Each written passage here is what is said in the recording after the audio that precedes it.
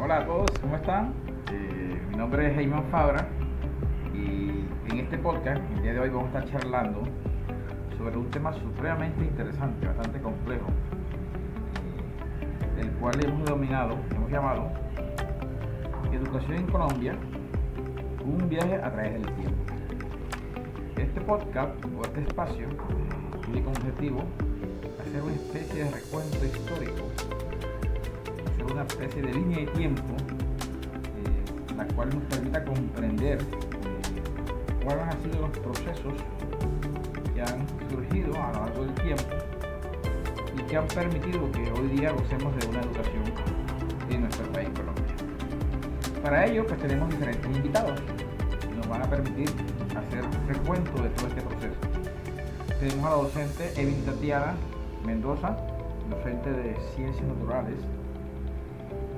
igualmente a la docente Aracelis Paternina, docente de inglés, y el docente Yair Díaz, docente de matemáticas, y este servidor, Heyman Fabra, docente de tecnología informática. Y entonces, para iniciar este hermoso tema, vamos a iniciar con un dato interesante, un tip muy interesante, que va a estar a cargo de la señora Emily. A ver, señora Emily, adelante. Debemos mencionar un dato interesante de la educación en Colombia, y es la organización de la primera universidad, la Universidad de Santo Tomás en Santa Fe de Bogotá en 1508. Bueno, entonces iniciamos con las preguntas, ¿no? Importante para lograr este proceso. Señora Celis, ¿cómo fueron los inicios? ¿Cómo fue el génesis de la educación en Colombia a nivel de universidad? Cuéntanos a ver.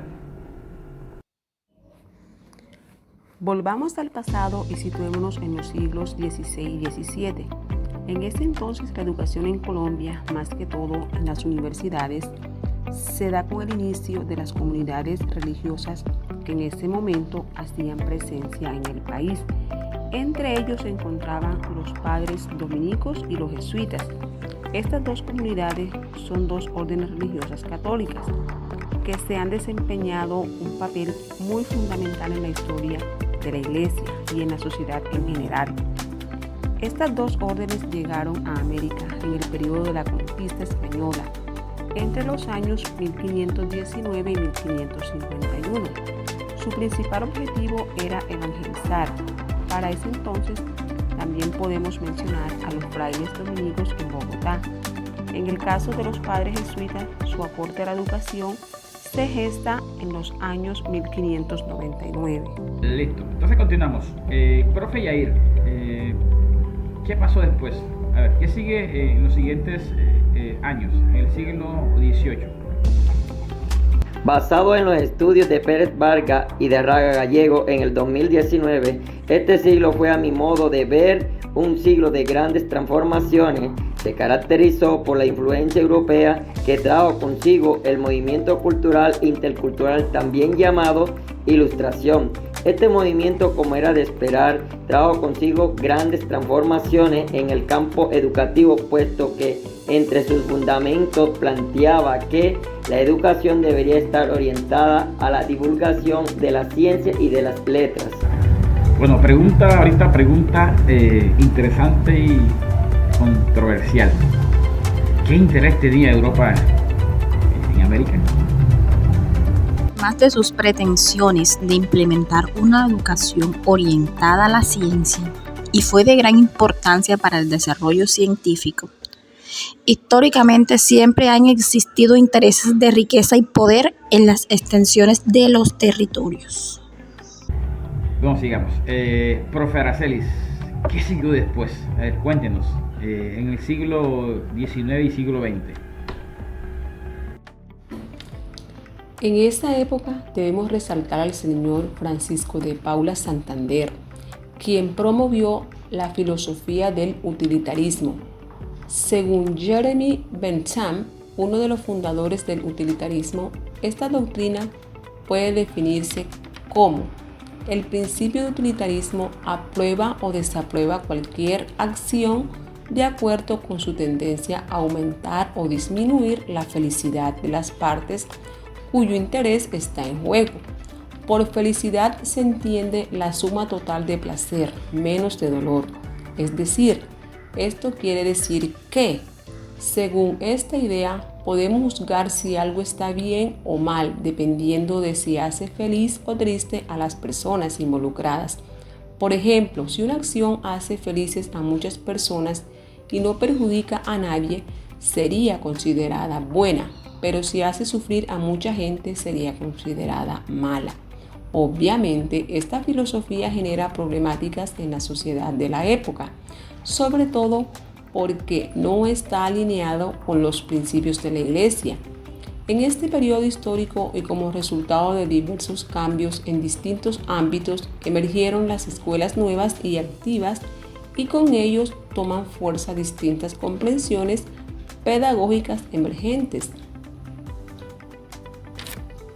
Bueno, entonces para ya ir cerrando este diálogo, el profe Yair nos va a hablar acerca de este último siglo. A ver, profe, cuéntenos, ¿qué pasó o qué está pasando o cómo inició el siglo XXI?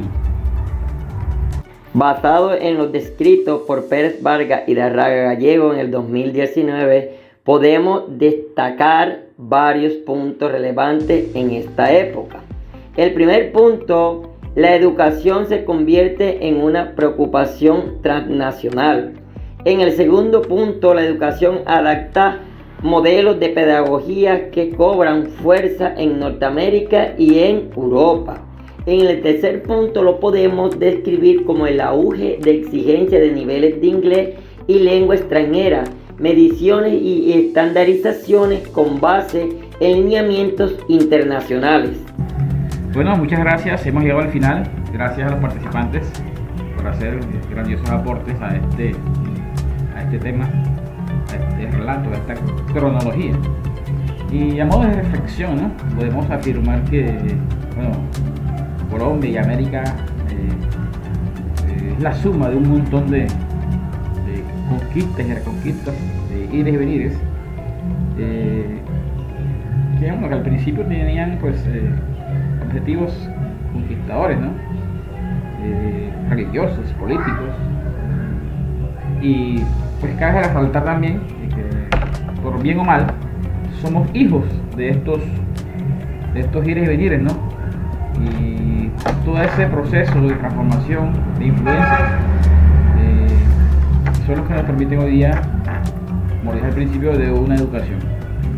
Muchas gracias y nos vemos en el próximo encuentro.